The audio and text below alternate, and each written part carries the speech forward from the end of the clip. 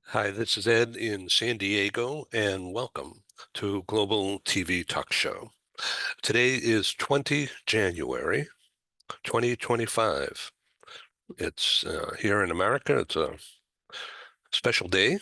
It's a national holiday, but it's also the celebration of the birthday of Martin Luther King, famous for uh, civil rights and nonviolence.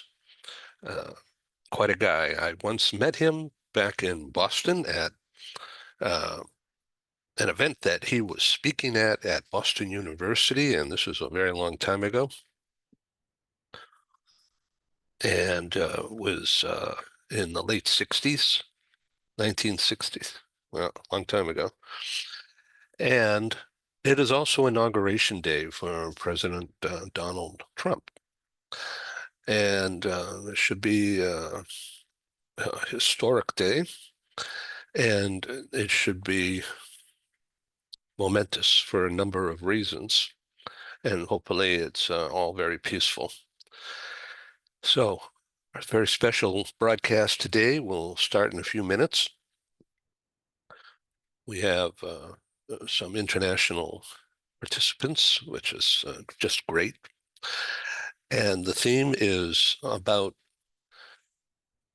developing international business relationships, which is, of course, the foundation for rapport building and idea exchange, and if we're lucky, trust. Without that foundation, no business relationship will happen. So I called the broadcast the global meeting room, bringing people together into this space from across borders and cultures, from across industries and silos, from across generations to meet, exchange ideas. The overall theme, as I mentioned, is developing international business relationships. Let's talk about the psychological safety that is absolutely critical for happiness and communications to exist. So we'll be right back with our guests.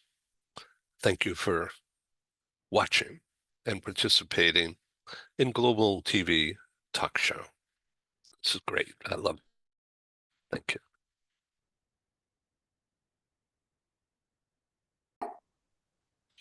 Uh, you're on Global TV Talk Show, and I'm Ed in San Diego, and with us is Dr. Ken Lloyd, who is based in LA, in San Fernando Valley, safely. And in Chicago is a good friend, Diane Devitt. So, Diane, welcome. Would you please explain to the audience uh, about your current work? Sure. Thank you, Ed. And Ken, I'm glad that all is safe with you. It's we're all praying for California. Um, so I've been an educator for over 35 years. I was an adjunct professor at New York University, and over the past few years, given the pandemic and what I've observed, people going back to work, I noted that over 70% of the workforce in the meetings and events industry, which is where I hail from. I spent my nearly 40-year career in my own company and doing every facet of the industry, that there were new people involved. Now, this sparked something in me to create an online certificate to train people in the business of meetings and events. And I've been involved throughout my career with numerous associations, and everyone has education. The one thing that I feel that I filled the void in was foundational knowledge. Now, that being said, my target audience was the person who is responsible for planning meetings and events in a company, in a corporation, in an association, and who hasn't had ample training. The executive assistant, the EA, the AA, the the support staff, it could be any admin for that matter, or the meeting planning staff itself.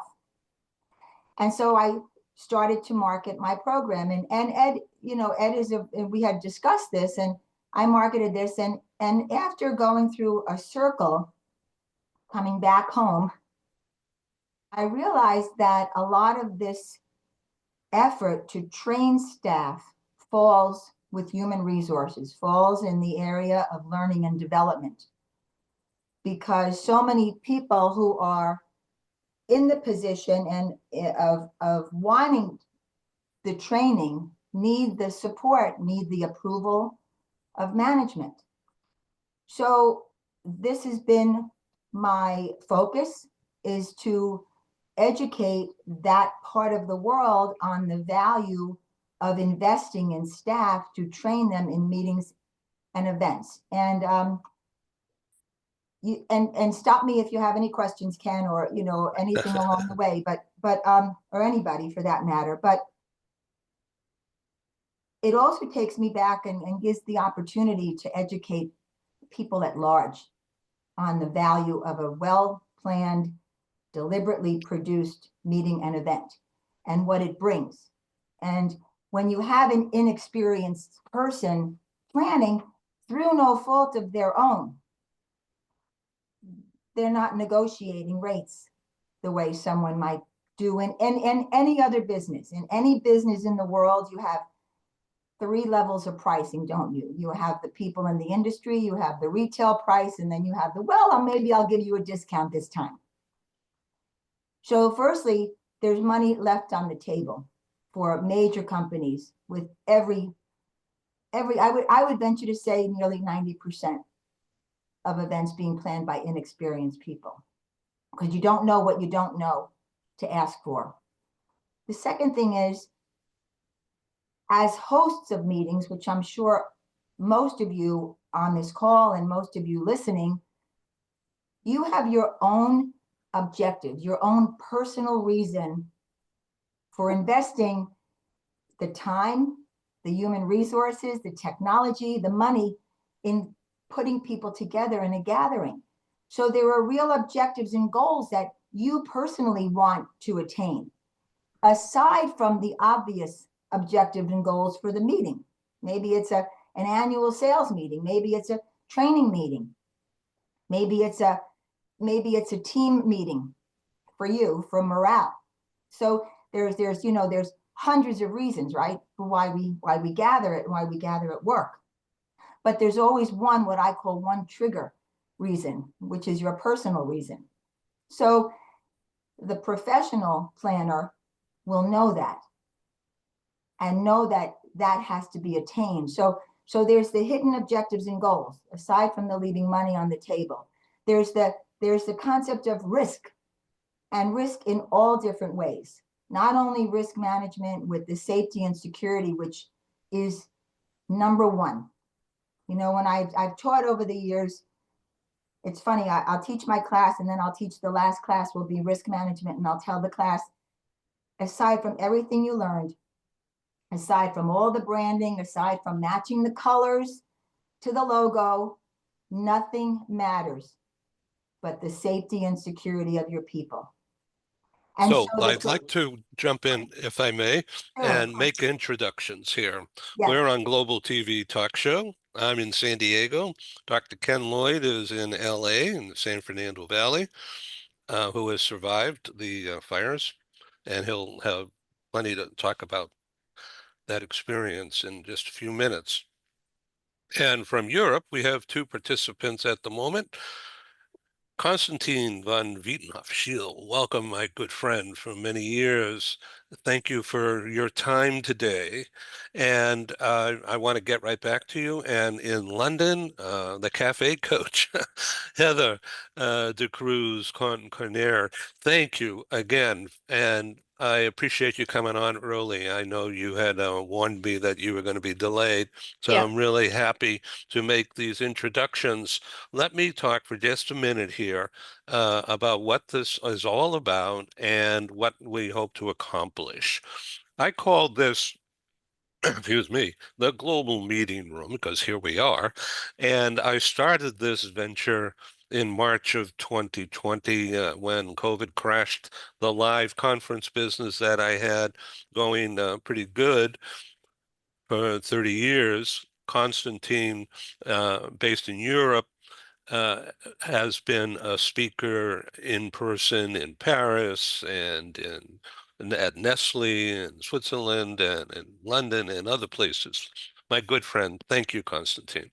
Pleasure. And please introduce yourself about your company and the absolute mastery of your topic for many, many years with blue chip credentials. Right. Okay, thank you for this opportunity, Ed. Yeah, just in a nutshell, I'm a clinical psychologist, and I have created an employee assistance service company in Europe about 37 years ago. And we have been working along those lines of activity with all the changes and well, differences that the business has known. Today, we cover over 50 countries in Europe and in the Middle East. Yeah, I think I do have a certain wealth of experience indeed looking at specifically the topic of today, which is health, mental health in particular, in the workplace, and safety issues that come along with it. As Ed was saying, we have worked with a number of, well, high-end blue chip companies, specifically oil and gas, aviation industries, banking. So we have encountered in these various types of industries different facets, if you like, of the risk factors that do influence the health and well-being of people. And maybe a little later in the program, I might have a bit more of a chance to talk a bit more about some specific observations that I can then share happily. Yes, I Thank you would for this. really love that. And thank you. And if you would like to display any slides, please feel free. My screen share is open. Right. Okay. Uh, Heather, welcome, my friend. You're feeling well? Yes, hello everyone. Diane, I'm sorry I missed the introduction of what you talked about. Ken, I was thinking about you during the fires, and Happy New Year. Constantine, I think it's the first time I'm meeting you.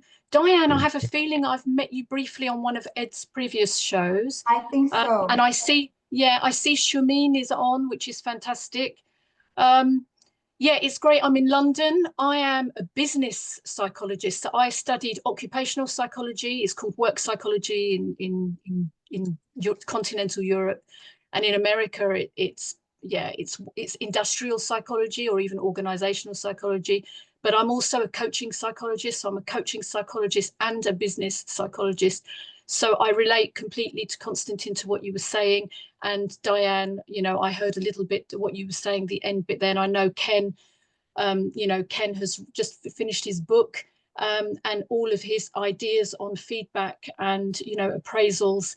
I was thinking a lot about this, Ed, yesterday, just, gearing myself up, because Shumin presented on the psychological contract early in December, and on psychological safety, and I presented the psychological contract.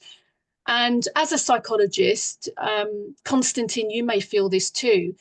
What I encounter most in business is it's the word psychology, and anything with the word psychological prefacing it seems to have a really negative impact and stigma. And so I try to find alternatives. So I'm really, really invested in the psychological contract, which is more of an individual level of setting expectations, especially in global talent mobility and understanding on each side. But most of the research focuses on how the employee feels and not what's happening with the employer. But the implications of poor breaches or violations can be attrition, lack of retention, absenteeism, illness, constant illness. And so there are real tangible elements of expectations being hidden and not being discussed or externalized in a positive way. And I really believe, for instance, with psychological safety, which is more at the group level or team level, If you can have a culture built from something as positive as psychological safety, there is definitely a trickle-down effect into different types of interactions and relationships that will then take place positively as a consequence of that. But it's just getting over the initial psychological safety, psychological contract, psychological capital. I'm not sure that the word psychological is often helpful. So that's just what I was thinking of yesterday. And I thought I would bring this today to the group and see how other members feel. Constantine? Yeah, no, I mean, I can only agree to what you were just saying, maybe using slightly different language, in the sense that, yeah, this contractual understanding of what the two parties, the employee as much as the employer, are in for when coming together and setting a clear stage of understanding the expectations on both ends of the scale is absolutely fundamental. And that is maybe often not sufficiently carved out, let's put it that way. I don't think that employers do not understand this importance, but giving it enough room and attention is often difficult. And over time, also the terms of such contract do come to change. I mean, if you look at people who have long-term collaboration in a given enterprise, sure enough, their expectation spectrum is shifting. But also the employer's sort of expectations towards such people is shifting. And that is often not sufficiently kind of well clarified, indeed giving problems. Another very big issue that we do have these days is the generational gaps. And we can get more into the discussion about, well, why is that Generation Z so different from us, the older ones? Well, they are, and they do have different kind of sensitivities towards different kind of things, and that's something that has to be very clearly taken into consideration when negotiating exactly this psychological contract that you just talked about, Heather. Yeah, you know what? I want to get Ken Lloyd, Dr. Ken Lloyd, involved here. He's just published a book. Please tell us about your new book. Well, thank you. And Heather, thank you for your comments and thoughts about the fires out here. You want to talk about safety as an issue, which is so interesting, Heather, because you and Diane have approached the topic of safety and keeping people safe physically as well as mentally and in their various work behaviors. Anyhow, but thank you. I appreciate it. That was certainly just a dreadful thing to go through. The air right now, we still don't go outside, even though it looks clear there are particulates out there that you don't want to be breathing. For young children, talk about safety. They should not be out in this air. It's really quite a period to go through and to see all of the loss. I mean, everyone I know has friends or family members who lost their homes. And it's absolutely beyond belief to see what's happened. In some of the various schools in my grandson's school, 15 families lost their home, and it's not that large of a school. And you hear numbers much larger than that. It's devastating. And you talk about the younger generation, these young children who have experienced COVID and all the virtual learning and what happened in terms of their own, not only just academic development, but social development. And now no home, and they don't know where their friends are. The communities are gone. They're disrupted. It's really, I'm sorry to deviate on this, but it's quite a sad situation out here. And it's no, major. It's actually very appropriate for today. If you talk about psychology and work, you can't not take this to work. Oh, absolutely. I mean, and here I am. We were very fortunate. The fire came near, but it did not hit this area. But it was when we were evacuated for a week, it was just constantly the elephant in the room. You try to enjoy the beautiful environment far from here without a fire, but still there is that feeling underneath that what's happening, and it's quite scary. And you're absolutely right, Diane. People take it to work. It affects their thinking, their concentration, their focus, their performance, all of that. And for so many families, this is out there for a long time, and it's going to be quite a situation for them to somehow get back to so-called normal, which really won't be achieved. But anyhow, so just sorry to move sideways on that, but just to tell you, and again, No, this is all about psychological safety. This is the meaningfulness of today in the United States, and it's quite a traumatic, traumatic,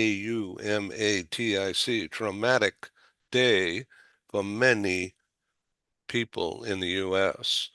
because of the new president and the vocabulary surrounding him the past few months, and combined with the celebration of Dr. Martin Luther King and all of that population.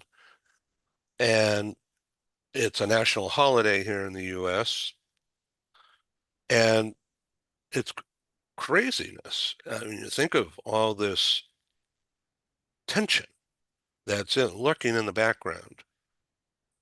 And I'm really honored to have the opportunity to produce this topic on this day with this wonderful gathering in what I call the global meeting room. Going full circle, Diane has been a friend and a guest, I mean, 25 times or more, I don't know, on the show.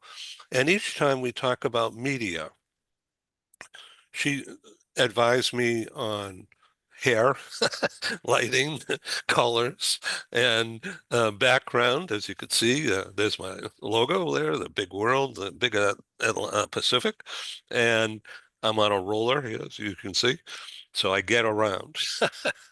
And so what she's doing right now is becoming or fostering professionalism in the meetings and events industry. Oftentimes, the people that put on or schedule or try to manage a meeting or an event is not trained. And she has developed a training. Now, let me jump aside and say Diane Devitt has been a professor at NYU for 30 years in media and relations, and she's an absolute expert, a go-to for very, very large organizations. And I'm super honored to have a relationship with you, Diane, to assist promoting what you're doing to the corporate HR and the corporate executive audience that I'm very fortunate to have been able to develop post-COVID, Thank you. utilizing this platform, the global meeting room. And I want to welcome Chris Exline. Chris, welcome, my friend. Are you in Ukraine at the moment?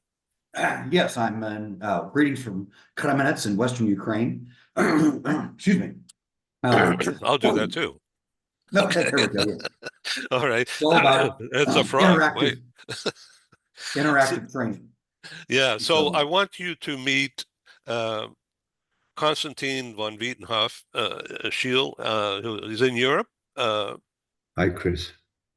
And you've already met Heather, who's based in London. And this is my friend Diane Devitt, Chris Exline, who's an American.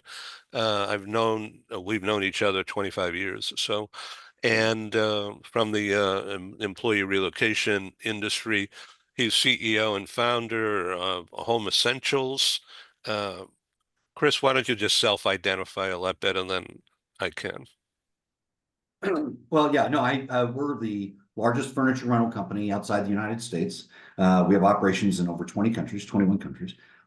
We're headquartered in Hong Kong, and we have the reason I've always known Ed is that our primary customers are expatriates on assignment. So instead of shipping their household effects to and from, oftentimes it's more economical and cost effective and efficient to rent furniture. So, our customers were like everybody else's: Goldman Sachs, Colgate-Palmolive, GlaxoSmithKline, Accenture, and many embassies and governments. But we also have a celebrated history, and I actually furnished the Green Zone in Baghdad, Iraq, We furnished most of the embassies in Kabul, Afghanistan. In fact, I was one of the designers for Karzai's palace. I set up the government of South Sudan in Juba and El Fasher. We've had some other interesting experiences, let's just say, in Libya, Djibouti, Madagascar, Pakistan. And so when the, 2.5, almost 3 years ago, like the rest of the world, I was shocked that there was war on European soil. Of course, Bosnia is a different matter, but and then 6 weeks later, at the beginning of April, I was shocked that, like the rest of the world, that Ukraine wasn't going to cave in. They weren't going to capitulate. And when you see, and I was just right before Christmas in Bucha, where they defended and stopped the Russian advance, literally 50 kilometers, 30 miles from Kyiv. That inspired the world. And so I wanted basically my actions to be my statement. And as we were getting more and more information from government think tanks like the German Marshall Fund, the CEPR, for those of us that are European based, I said, let's get out in front of it. And I said, I want my actions to be my statement. Instead of going in there and, saying all these things and doing all these things, I'm going to move my office. So once it was announced we were going to open up there, then I started getting all these investment profiles of these other cities, because like everybody that hadn't been to Ukraine, I have no Ukrainian lineage. I'd never been here. I don't speak the language. And I knew only one person in all of Ukraine who was in my, where I went to business school. We had a living group where we all kind of lived. So he was in my living group for 1 year. And that's the only person I knew. And so my images of Ukraine were like the gold domes of the Sophia Cathedral, or cannons in a wheat field, or, something horrible, horrific like Mariupol. And then when I started getting these investment profiles, Ed's heard this before, it was like a Disney movie. I mean, they have castles and they have monasteries and all these old buildings, and it's like really something quite enchanting. And so I said, you know what, that's what I want our brand to be. I want our brand to be something that's more representative of Ukraine, instead of us being another, say, shopping mall or an office building in Kyiv. And since we're vertically integrated, we manufacture all of our products in China. I realized as soon as I got here and beforehand that was a non-starter. One, I'm a Hong Kong citizen. Hong Kong's been my home for 28 years, but I can still tell you Hong Kong has been a very horrible actor in this episode. And so I said, we need to start recreating our supply chain within Ukraine. One, the multiplier effect is better. Two, it's, back in 2022, we were still having all the logistics issues with container shipments and things being stuck. So there's a mattress factory here in Kremenets, and our town of Kremenets is 800 years old. We have one of the most famous castles in all of Ukraine. We have a convent that's 500 years old. And we were just sitting there making mattresses. And when I got here and I started meeting with the mayor and the city council, I realized that there was not only 40% unemployment in the town, but there were also 3,500 refugees. This in a town of only 20,000 people. And I asked the mayor, I said, some of these people are sleeping on cardboard boxes in a gymnasium.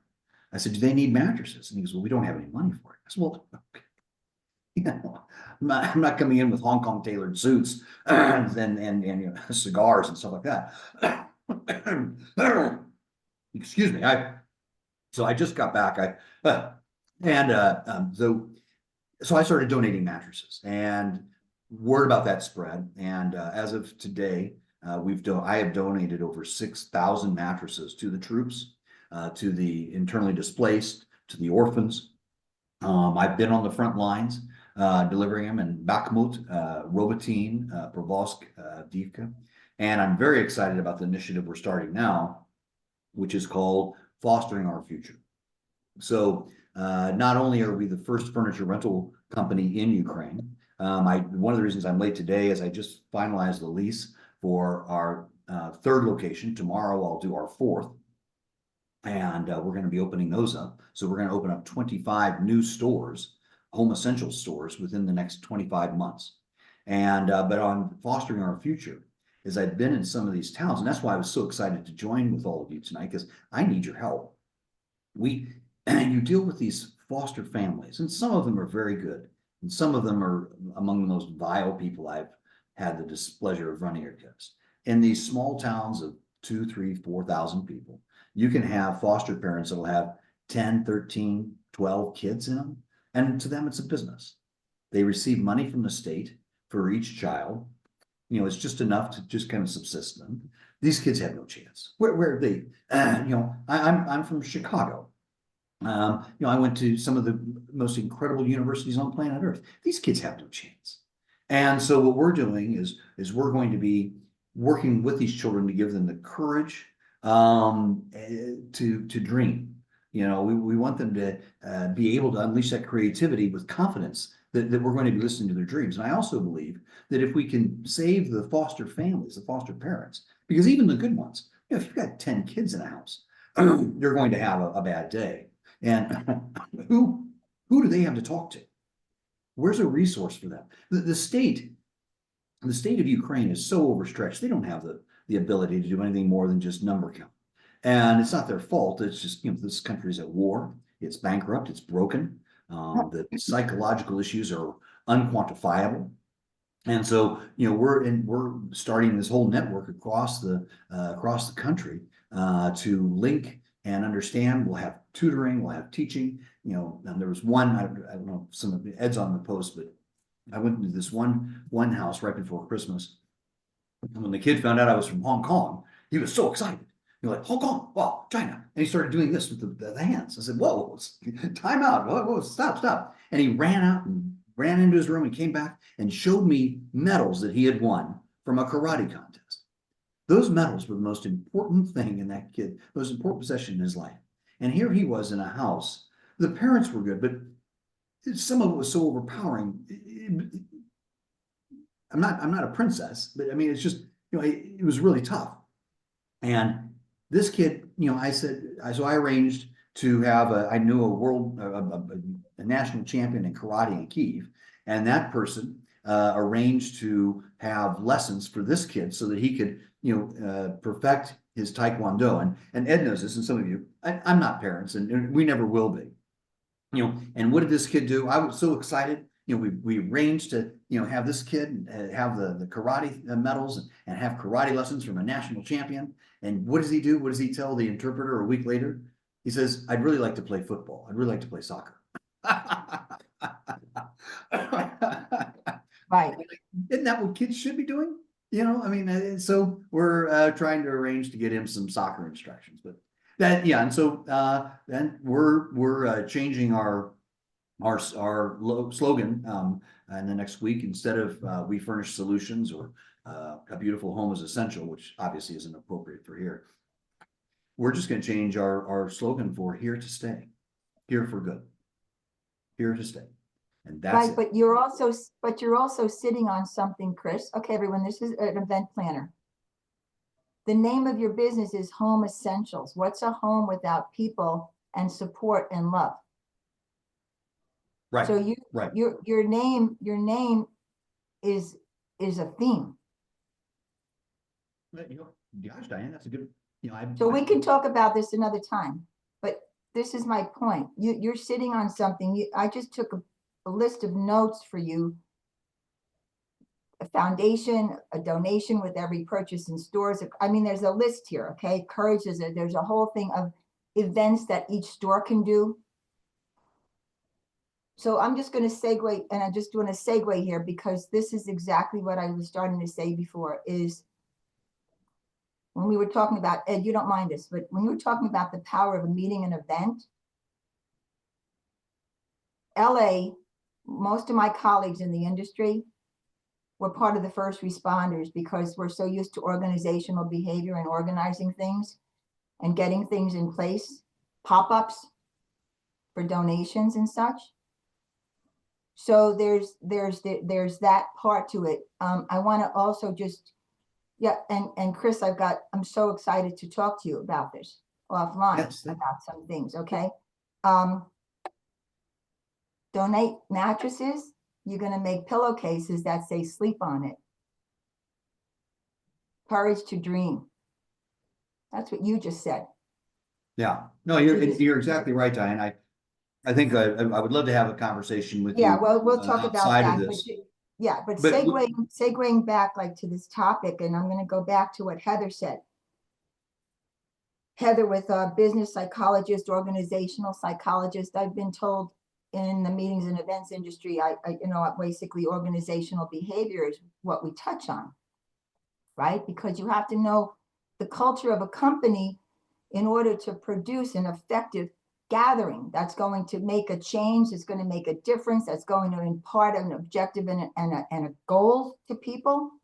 So when I was making the list before of, what's the difference between and why am I so passionate about getting this concept of training inexperienced staff out, it's just, the money on the table is the least of it.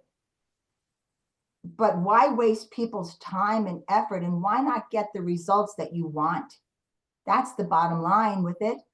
And why not people should leave feeling that they have a task list. But here's what I found in my research this past year. I did a few webinars with some very senior level EAs in 3 different organizations. And this is really good feedback for all the HR people, learning and development. And I had a slide in amongst the presentation that said, how many of you are afraid when your boss asks you to plan a meeting or event? In one, I had about 75 to 100. I want to tell you that chat nearly exploded. My boss doesn't know what I go through. I'm so scared. I don't know who to reach to. I'm like a duck swimming underwater.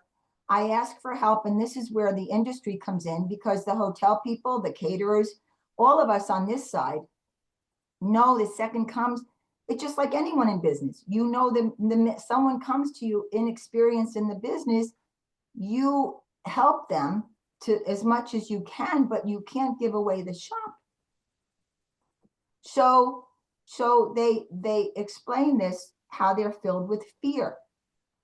And then I do another research project, and I find out that may be wrong, but it's over 70% of learning and development departments, and this is primarily in the States, do not offer any training programs in meetings and events.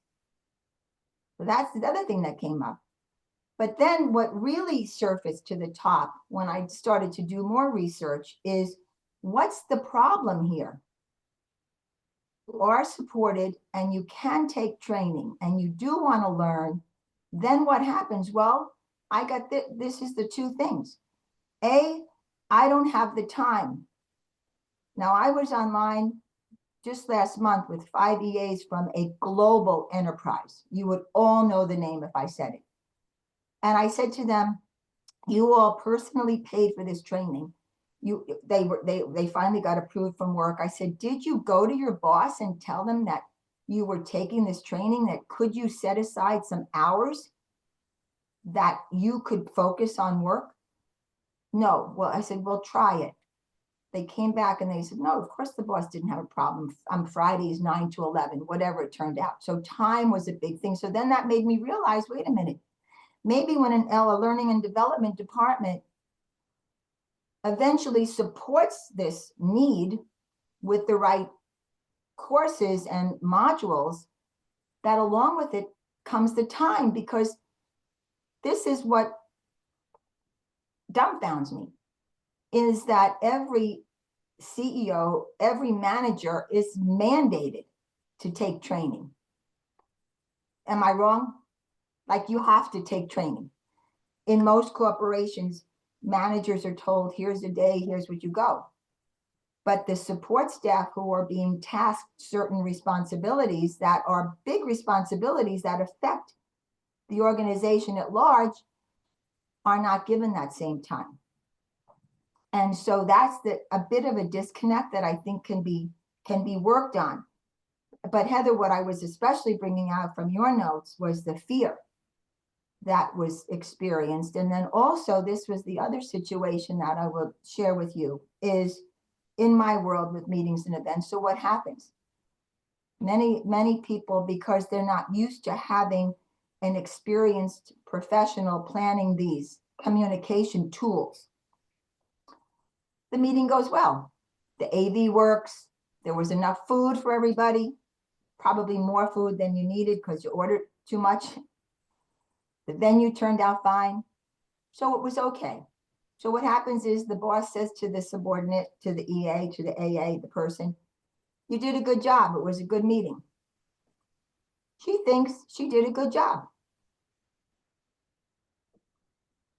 You don't know what you don't know, and you don't know what was missing. And so there's also that situation that's happening. So it's a very interesting, when Ed invited me here, and I saw this psychology, and I was like, geez, everything I'm dealing with is psychological. That's Can why, can I just ask Chris, because yes. Chris, when Chris onboarded, he said, I need your help, everyone. So what can we do? So Diane, I mean, you've got fantastic insights. I think I need to have a session with you. Chris, how can we help you? How can we help? What do you need?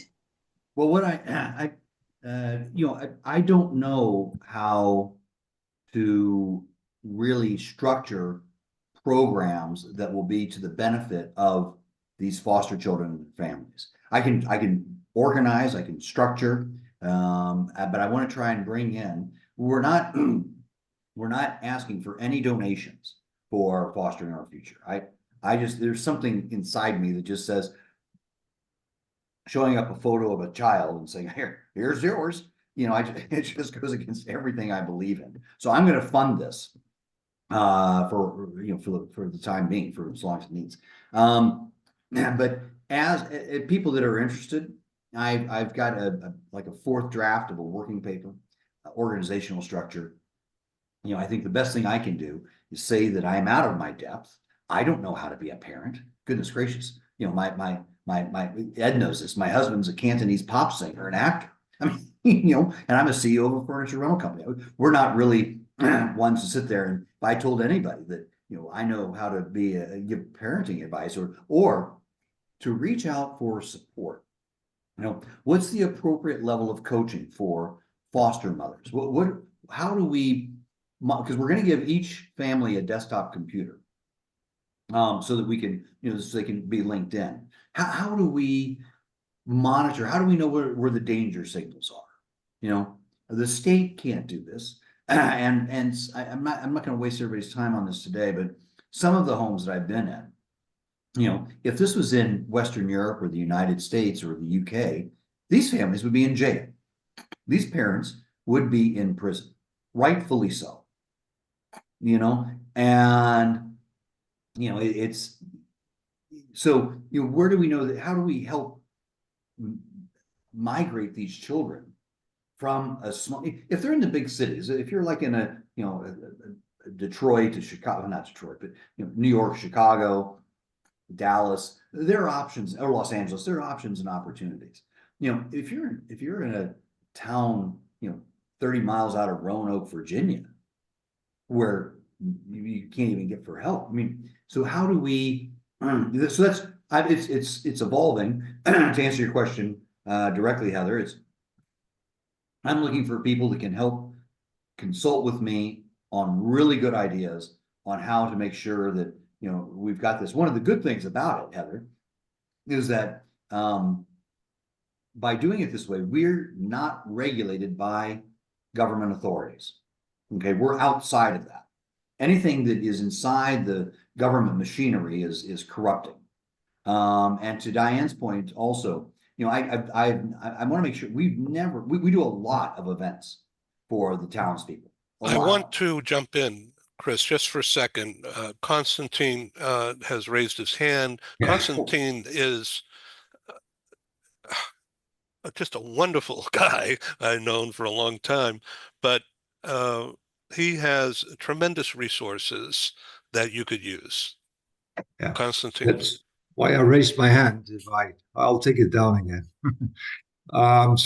Chris, we might connect indeed outside of this furthermore, but we as an organization, we keep sponsoring activities of different groups.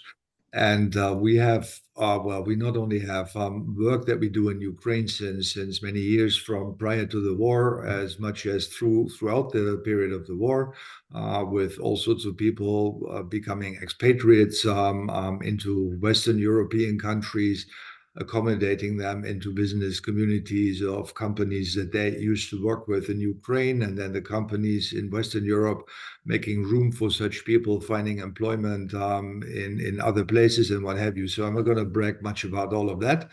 But what we did actually lately is we sponsor an organization in Ukraine that are psychologists who specifically work with traumatized children because of, well, the loss of parents, orphaned children, and what have you. I mean, the entire kind of spectrum of disaster that you can imagine.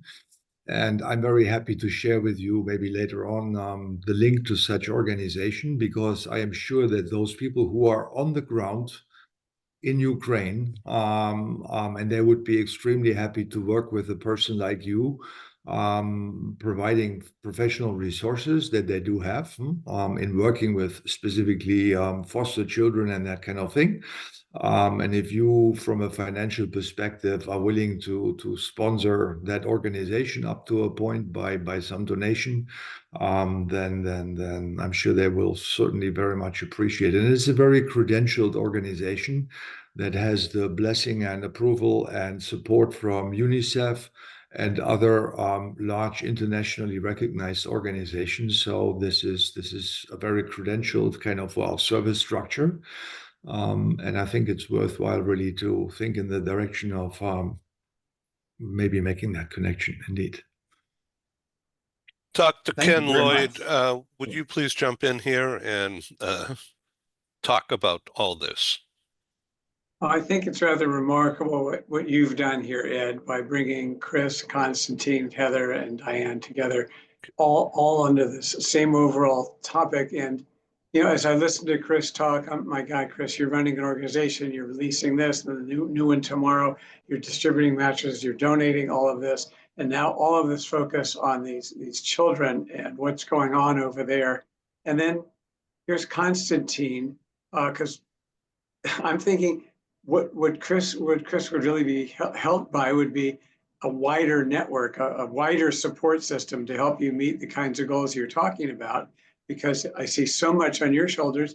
Here's Constantine, brought together by Ed to say, look, let's talk offline, but we can do some things for you that can really help you meet the kinds of wonderful objectives that you've set. So here we talk about, you know, collaboration and teamwork and respect and trust and all. Look at this entity just with this group that's going on. So I'm sitting here thinking this is absolutely wonderful. And Chris, you know, I've said this to you before. You know, we all talk about things in the world that need to be changed and improved and upgraded, and you've devoted your life to doing that. You're not on the sidelines. I think it's remarkable, and I think to continue to build your team. Constantine has just mentioned great ways to do it. Advice from Heather, advice from Diane. I'm sitting here looking at this thinking this is a wonderful outcome of this meeting, not only to educate the viewers, but to really see how the process of coming together for the greater good really works. So that's what I'm really struck by in this discussion. Mm-hmm. I think Constantine, yes, I want to get involved and support you as well. But the thing is, you know, I was just had a thought, and again, I don't want to get this too off topic, but you know, there's Doctors Without Borders, and if you're on something here that is foster parent training, where there's almost a certification, and if you don't meet certain criteria, you get kicked out of the system. I certainly a UNICEF, or I'm looking under here, but I just think there's things that can be done that you can create. And I'm outside of Chicago based, Chris. You know, you have 50, I see. How many total locations does your company have? Over 50? Well, no, we're in over 20 countries, and we've got about 20. Over 20 countries. Okay, so yeah, so where sorry for where outside Chicago? Schaumburg, Elk Grove area. Sure, okay. I graduated Northwest. from Lake. Yeah. I Small graduated from world. Lake Come, Forest High School. everybody come to me. We'll continue the conversation.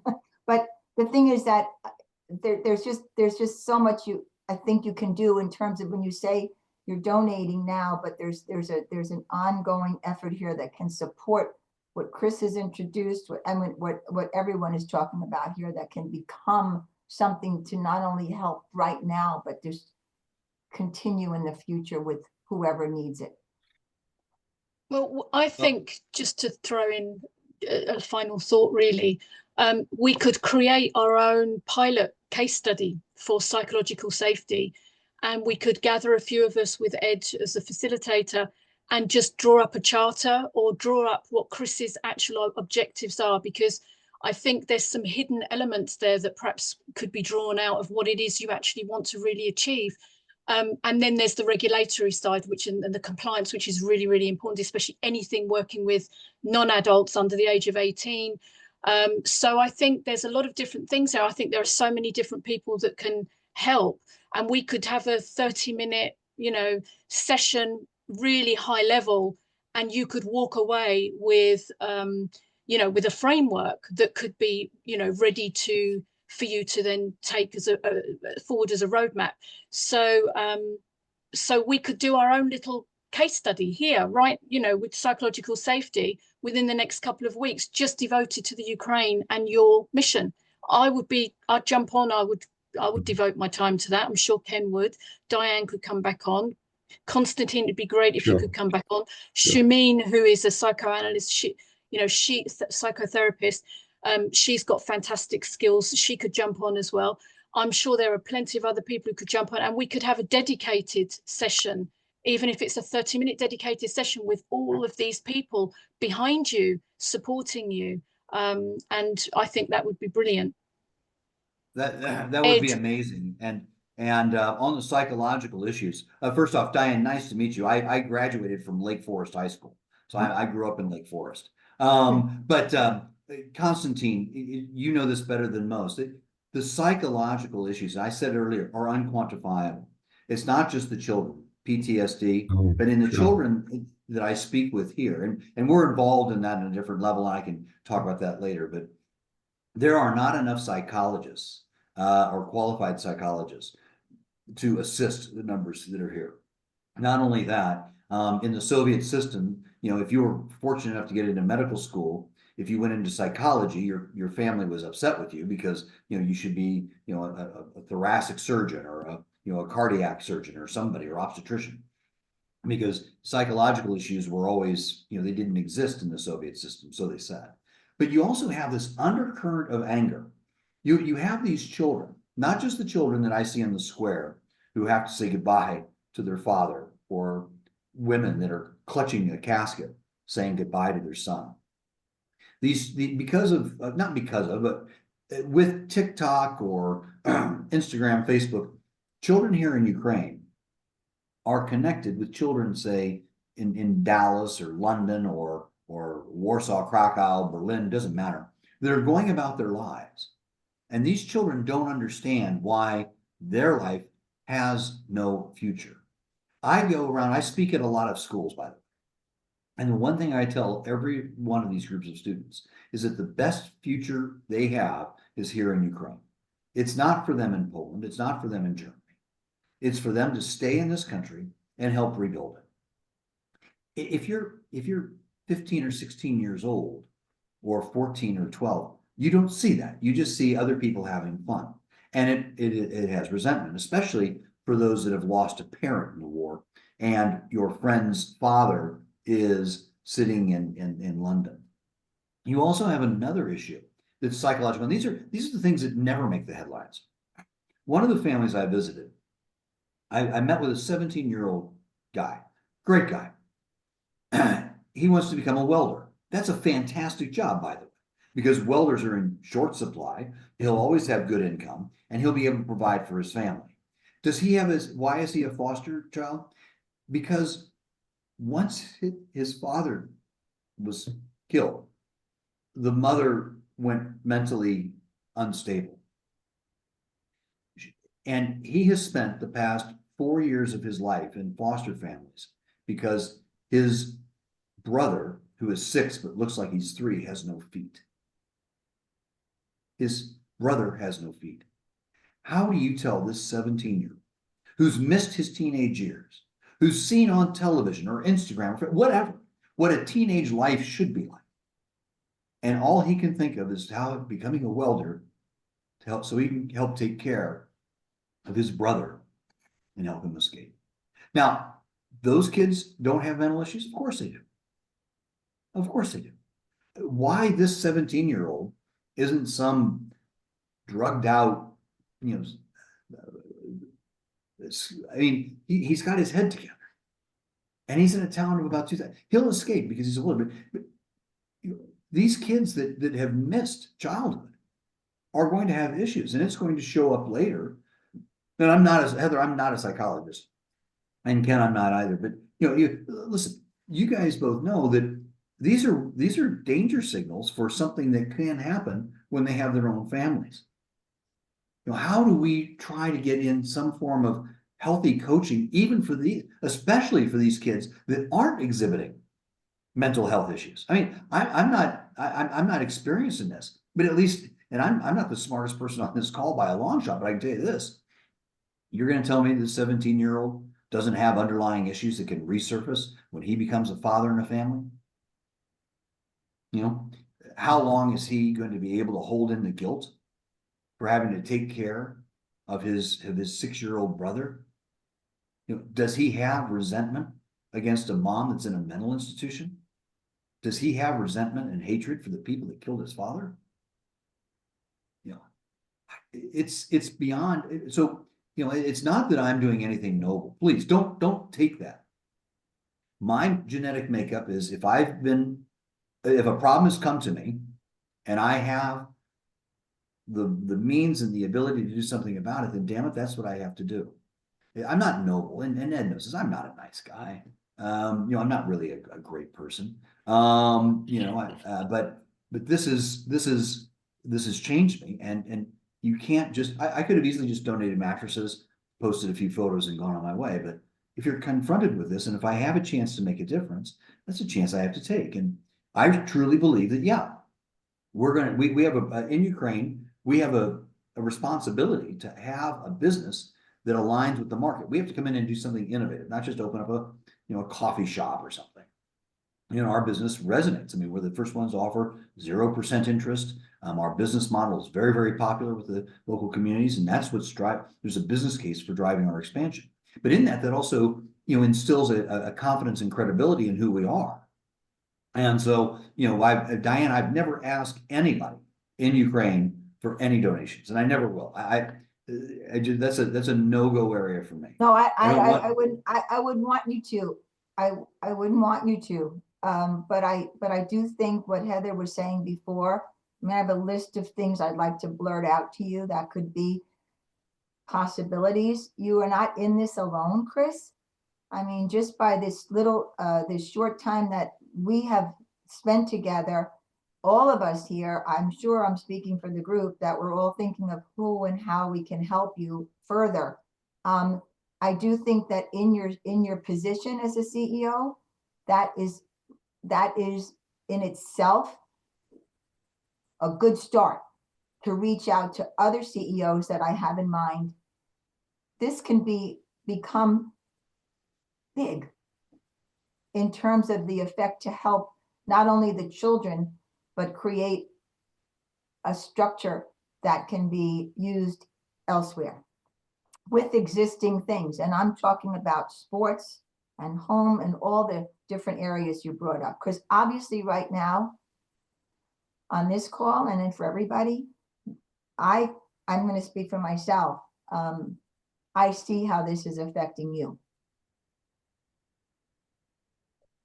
And that perhaps is a conversation with Ken or Constantine after, or anybody one-on-one personally,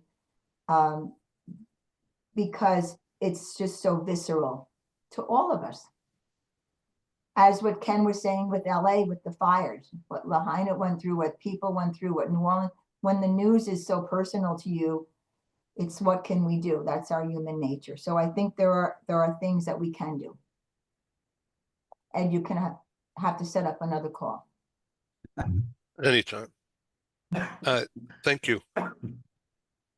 Constantine.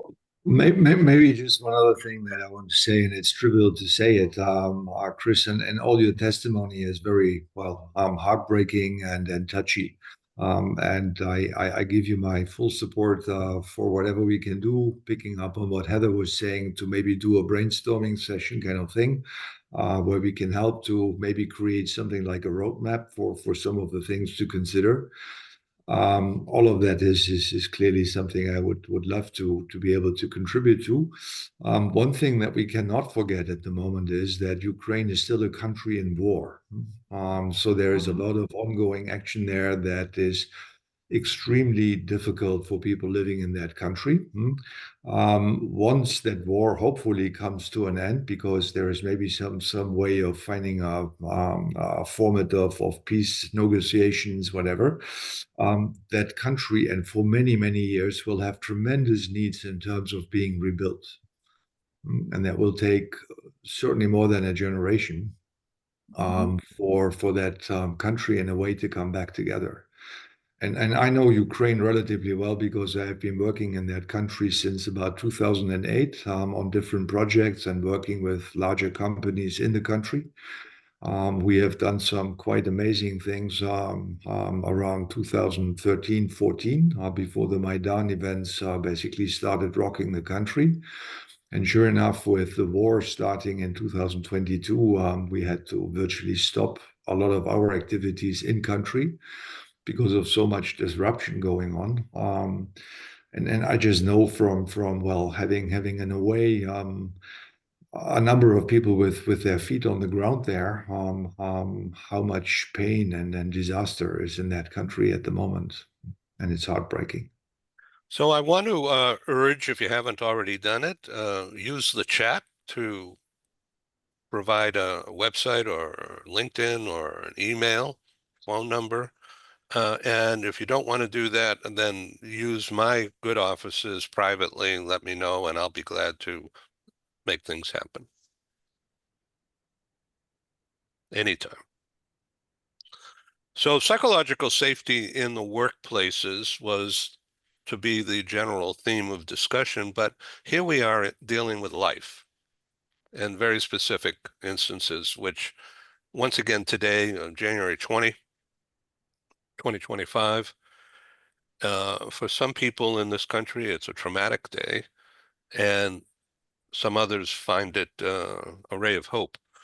And maybe there's some combination of things, especially considering Gaza and Israel. Uh, and it's just craziness that's out there. And this program, this global meeting room today, the past hour or so, on this recording, will go worldwide.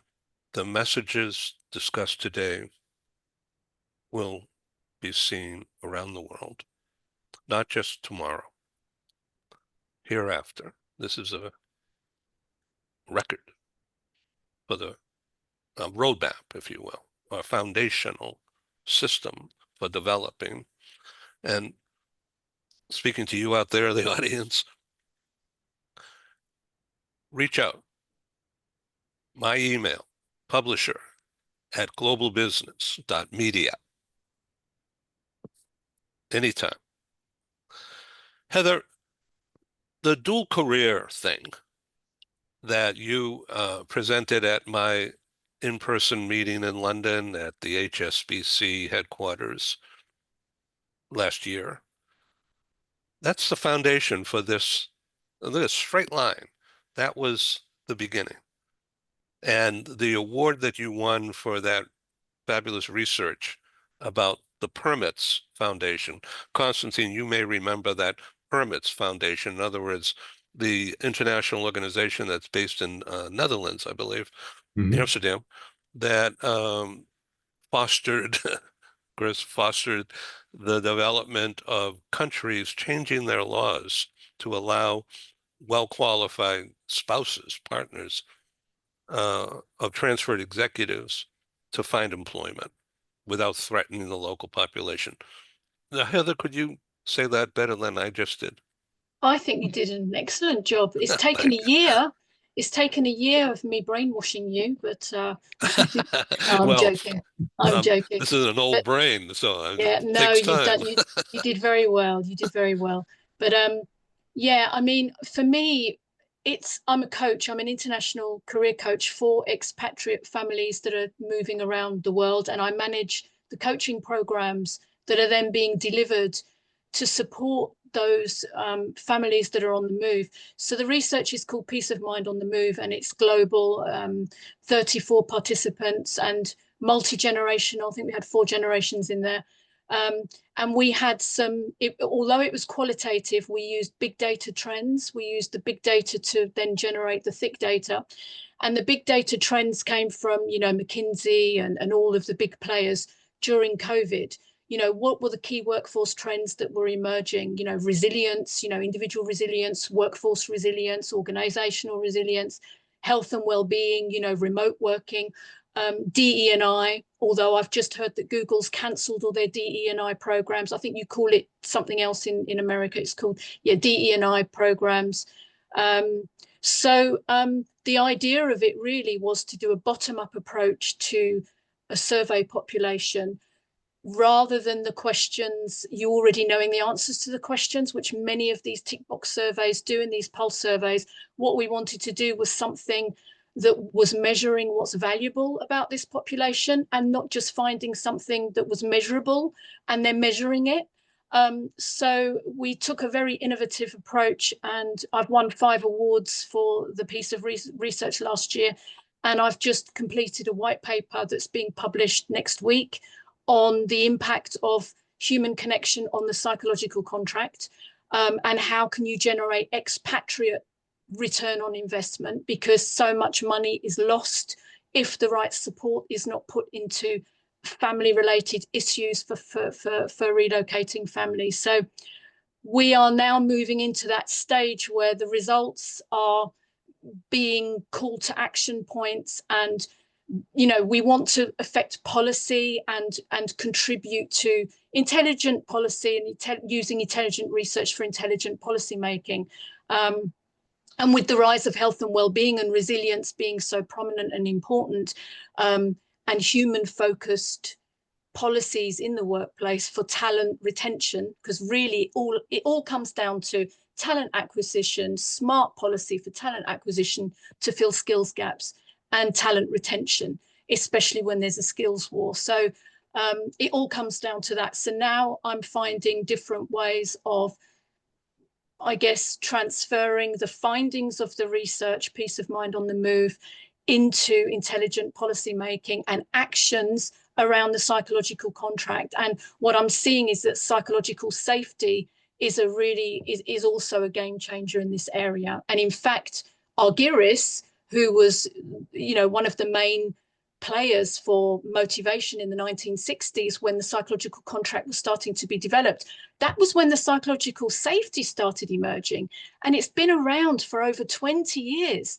And people still don't really understand, what it is. So I'll just leave that thought with you, because we seem to keep having the same conversations, but without positive action that's sustainable in any way about building trust and better workplaces. So I hope that's what maybe I'm an optimist, but I hope that's what my research contributes to, ultimately. Constantine is the perfect new relation that will come out of this for you, because he's been there, done that, right? Well, one small thing also maybe to contribute to what you were just saying, Heather. There is an organization based in the United Kingdom, actually, which is called the Occupational Health and Safety Organization. You're possibly aware of them. Yeah. And they do tremendous amounts of work in fostering actually attention around all these safety issues that we talk about. Yeah. Because that's where they come from, and that's where the core drive of their organization is basically focusing, and they work pretty much on a global level. Well, I've been a member of that organization for many, many years. Because, well, that also relates in a way to the OSHA kind of things coming from the European Union. That is a Bilbao-based kind of institute that has been fostering for over 30 years now the subject of safety awareness in the workplace, and how important it is to provide indeed the things that you were saying in your introductory note in the beginning of our meeting here today, where all these different elements, well, are indeed of tremendous importance to create that environment of, well, safety for people to know that they can count on things, that they can trust things, because there is a contractual kind of, well, basis that defines where they are and things like that. So it's a lot of attention that has gone into that subject for sure over the years. But I would absolutely agree that big business today still does not underwrite sufficiently the importance of it. Ken? It's interesting to hear various practices and actions that were taken in companies that think, oh, let's just go ahead and do it. We're going to relocate someone. Here's what we need in this job in this country, and let's go ahead. Let's have a meeting, assistant A, B, or C, set it up and make it go, as opposed to looking at all of the research and technology behind these kinds of actions that make them work much better in every respect for all of the participants, for all the players, and for the organization itself. So instead of having a meeting, I remember going to a company meeting where in the meeting room next door, there was some sort of group, some motivational group, and they had horns and whistles and bells, and you're in the very next room talking about some topic in terms of leadership and motivation. Just something as simple as that. Planning, organizing, strategizing to make sure that we're doing this in the best possible way for all the players, whether it's a meeting, whether it's a relocation, and certainly keeping the concept of safety in mind. When people think of OSHA in America, they think of, well, workplace, it's too noisy, or maybe the ladders are too high, or they don't think that much about psychological safety, which is so important and so critical to the effectiveness in today's world of work. And it's interesting, in the outset of our meeting today, Ed mentioned the younger generations. We know that the millennials, and we know that certainly Gen Z, interested in mental health. There's just more of that in conversations and their interest. What does this company offer, this organization offer, that helps contribute to my mental health? So that's just another key area. If we really want to connect with today's employees and with ultimately tomorrow's, we need to keep that in mind, far beyond, go set up a meeting and have it for 2 weeks and make sure everyone can get there. Very different kind of approach. Looking at working remotely, looking at what kinds of benefits do we have? What kinds of hours are we expecting? What are we really setting in terms of criteria of performance and expectations for our employees? Is this a safe environment?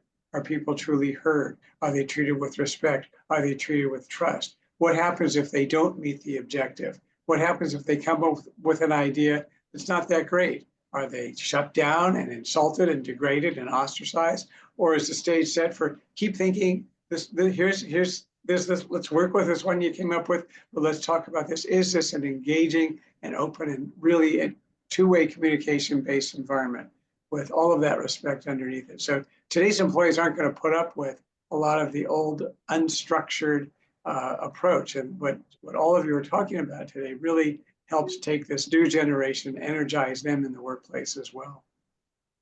And, can I just jump in here? Because, in my book that I wrote about with events, I speak about permission to play, and that it is the meeting or event planner's responsibility to create an environment that is safe and secure so that people will interact with each other because they'll trust. When I trust you, I will share information with you.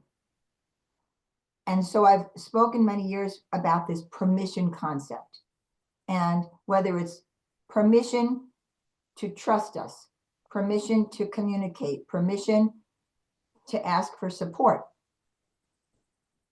It's identifying what people are feeling and giving them permission, like, to express it. And you're right, Ken, even with my teaching now, the younger generation, good for them. They have no problem saying this is, I used to joke 40 years ago when I was working and say, I need a mental health day, because I needed a mental health day. But now it's a mental health day. So it's taken on a very different meaning, but it's this permission concept, to give people permission to be vulnerable when they need it, that I think could be something to explore. Diane, I look forward to helping promote awareness of your certificate program. I talk about mental health. That is at a critical level. EA is usually a woman, right? Not all the time, but usually. Many times. And that's because the boss, who usually is a guy, doesn't want to deal with the details and doesn't think it's a big deal. And so I think that's who we have to target, is creating an educational awareness at the conference board level. Somehow, let's think about that.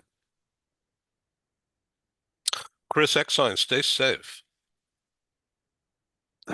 It's the safety is really for people that want to, and Konstantin knows this, you can really tell somebody who's been in Ukraine if they tell you that it's not as dangerous as everybody perceives. The people that'll sit there and tell you that they're under constant attack or looking out there, that's most of Ukraine. Most of the missiles are shot down before they hit their targets. The Patriot systems have saved this country and its electricity grid. The safety is really for the mental health of these 100,000 plus people. You look at a town of ours of 20,000 in Kremenets. The safety, we've lost over 100 men. Everybody knows somebody who's lost somebody. Okay. When I go back to the US and I deal with some of these, and I'm a US citizen, but where people say, well, the war seems to be unlimited there. Well, why don't you come to the square and you tell a mother who's just lost her son how far away that war is. So the safety is, that's why I love this program, Ed, and thank you, everybody. The safety is, of course, not because everyone's on a front line, but it's in dealing with all these things here. I mean, right before I left to go home to Hong Kong for Christmas, the last service I attended, the son of the woman that cuts my hair, it was her son. How does she have Christmas? Tell her what Christmas is all about. When on December 13th or 14th, I bet, she's burying her son. Tell her about Christmas. Tell her how far away the war is. Okay? And, so me keeping safe, that's easy to do. I'm not wearing flak jackets or running into shelters every day. I mean, goodness gracious. We're just here because, and if not me, somebody else would have done it. But I mean, just the fact that I truly believe, and I'm not going to waste any more time on this, but it's one of those bizarre things. Every single skill that I've acquired through my life has prepared me for this place at this time. My father used to be CEO of a very large retailer in the United States, hence Lake Forest. But and I would go on store tours with him, and I remember taking back things from learning from those store tours, doing the business model here. Yeah, some of it's where I went to graduate school, fantastic, but it's also, when I was involved in the furniture rental industry in the United States, this is the exact same business plans, how the furniture rental business started in the 1960s and 70s. I'm dusting those off and recreating those. I mean, it's just, it's regardless your belief system, you know, I do believe that I've been prepared for this. And at one point I thought I was prepared for the business. But I tell you this, I really believe that for as much time as I have left in this dimension, if I can help some of those foster kids get a chance where they have absolutely zero chance of escaping where they are now, then you know what? I tell everybody I am just blessed beyond anything I can imagine to have this shot at 60 years old. A shot, not a shot at redemption, but a shot to have, you know, a renewed spark in a career. And to actually do something that really matters. And so, you know, yeah, so stay safe. You know, I could say, oh yeah, you know, and play an air raid siren for you, but you know, really staying safe is the safest place for me is to be involved in the lives of these foster children and giving them a lifeline, a rope to get out of these cities and villages that they're currently forced to inhabit. Thank you, Chris, for clearly enunciating what you just said. It's very meaningful. Heather, it's just great to have you on the program again, and we'll do more of this. I welcome any feedback and ideas for what to do. Constantine, please come back again. And Ken, it's good to see you. Someday we're going to meet in person. Close. We almost did it. Almost, yeah. And Diane, let's have another Zoom soon so we could go deeper into the certificate program. I remember when you came to the New York meeting we did with Ernst & Young in their global center a year and a half ago or whatever, and you happenstance had a meeting with the EA to the boss, who was my keynoter at Ernst & Young. And without naming names or anything, what was your takeaway from that happenstance meeting? Well, it was prior You to, know, about the prior idea to of the what meeting she happening, was, and yeah, yeah, you know, she was the because young she set woman. up that. She set up the meeting, and Right. we were talking, and I just asked her what training she had, and we one thing to another, and I led her to the website, and she looked, and she was very excited about it and very passionate to learn at the time. So yeah, you know, just for the, but thank you for mentioning that. But you know, just for the sake of this program, I think I will leave with this.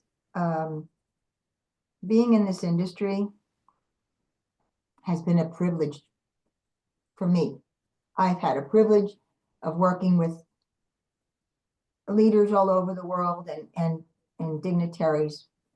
And at the end of the day, all of us on this line and all of us listening understand the value and the power of people coming together. It's what you did today, Ed.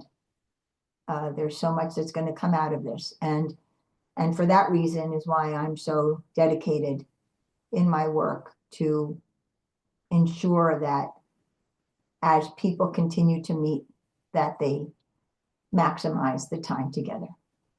So, yeah. Who would So have guessed fires would rage in really a most beautiful, prosperous area of LA? There's multiple of those across LA, Southern California, but that quintessential prosperity area, it's like an A-bomb went off. Just amazing. So what's happening today? Are the winds picking up again? They down here in San Diego, I'm in the harbor, Seaport Village. There's nothing. No wind, no nothing. I think that's why a lot of people are looking very carefully at leaving the area and heading down towards San Diego, San frankly. Diego. Yeah, the forecast today is for more high winds. So we'll see how that plays out. It's quite dangerous. And we've had the power go out twice over the last couple of weeks. And I will tell you, some friends not in the area said, well, at least you can have a romantic dinner. Well, that's all funny and cute, but there's nothing romantic about it. Not when there are fires around, people have lost lives, homes, property, valuables. It's just not cute. And we don't know if today's winds are going to cause that again. And once again, we'll empty the refrigerator of all the stuff we've bought and start over and see if we can get some food back in and see if the insurance companies will replace the meds that are in there being kept on ice. And again, this is the easiest compared to what people have experienced here. The losses are unimaginable. Just it's such a crisis and so extremely sad. And you see it, as I said, for the adults and for the young children, just horribly disruptive. And how do they grow up feeling safe about anything when they come home and there is no home? And we have certain things we accept as children. These are givens, these are solid. Granted, what Chris is talking about, it's horrible for the young people in Ukraine. And at the same time, in a very different way, these young people here who have suffered this kind of loss are going to really need some help to get over it, to get through it. Let me ask you a question because you're in the neighborhood and you have direct experience in the entertainment industry. Um, Certainly, the leaders are stepping up and making public millions of dollars of donations into some kind of a fund. I don't know where it's going, but the who's who of Hollywood is stepping up, which is really a good thing. But the power of the industry is in communicating feelings and ideas somehow, whether it's Spielberg or somebody else. They just know how to tell a story visually.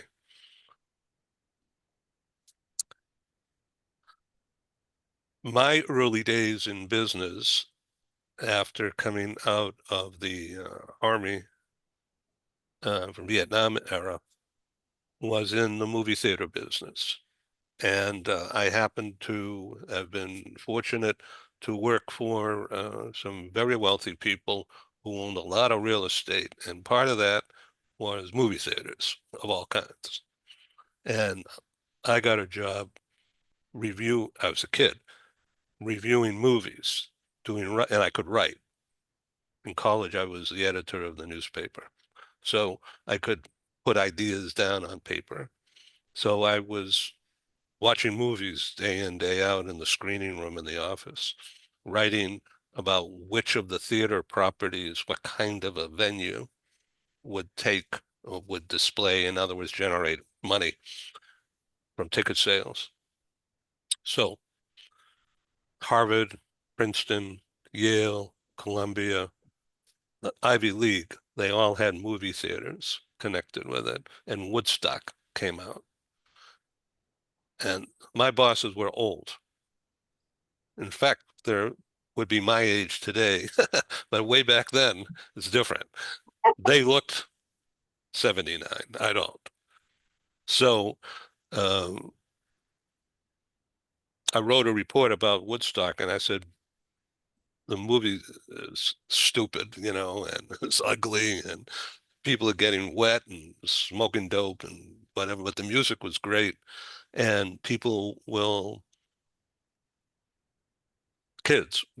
college kids will flock to see this movie, buy it as fast as you can, while the more conservative film buyers are going to say, yuck, garbage. I'm not going to show that in my theater. Buy this thing and fast and play it at midnight and make sure you have cleaning crews fumigate the place after each screening. And they did. And they made millions of dollars. And I got a reward, of course. So I learned about movies and I saw firsthand how they're made and what happens. My point of this story is that in Hollywood today, there are meetings going on about what can be done, not just sing-alongs and have, what's her name, get up and sing, but how they can portray being helpful to people, some kind of a story. Ken, you've been involved. Would you agree with what I'm saying? Well, I think that it's interesting. Yeah, you'll see Hollywood leaders trying to help deal with the issues and raising funds and all, but also it's coming from all over the place. There are churches, the synagogues. You put on the news, they'll all say, if you want to donate, come to our website. We have several organizations where you can make a donation. The people across the area who are in a position to help are really trying to do so. Yeah, certainly the Hollywood leadership, but that's just part of what's going on here to try to get some additional funding. And certainly from the federal government as well, putting all politics aside, and hopefully there won't be an issue there in getting some substantial help for these people whose lives have been, at this point, fully and completely disrupted, and in some cases destroyed. Yeah. I'm going to end this program now. I don't want to end it, but I think we've kept the audience too long. And I'm grateful to have you people on this program. It's a blessing. Thank you. Thank Thank you. you. Thank you for the opportunity, and we will stay connected. Thank you very much. Thank you. Be well. Thank you. Take care. See you all soon, I hope. Cheers.